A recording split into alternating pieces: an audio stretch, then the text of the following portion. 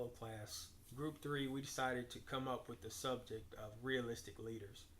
Here are just a few examples of who I feel personally are realistic leaders: Jesus Christ, Nelson Mandela, Martin Luther King, Malcolm X, Gandhi, Robert F. Kennedy, John F. Kennedy, Princess Diana, Michael Jackson, Tupac,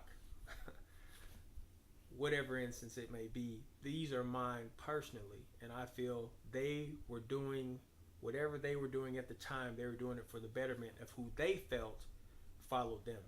Okay, they felt they were oppressed in some type of way, or they were just trying to help the betterment of mankind. I'm not saying these people were perfect and that they are realistic, because no, not any of the people I named were beloved by the whole world. None of them.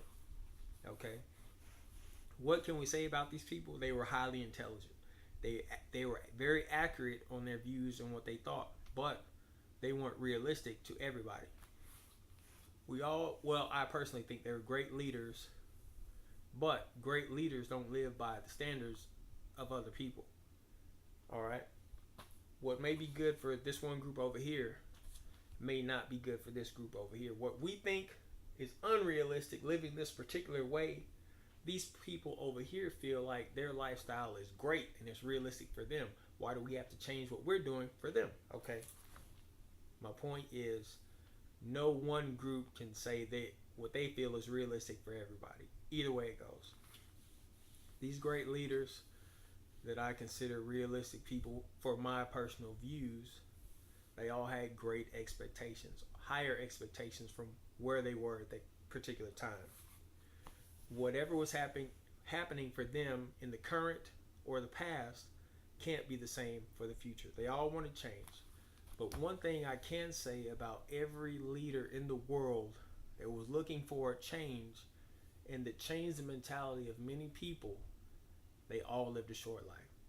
None of them got to fulfill their potential or live out their life to the fullest, or however long it should have been. After reading some of the work this week, I'm closing now, trying to make this quick.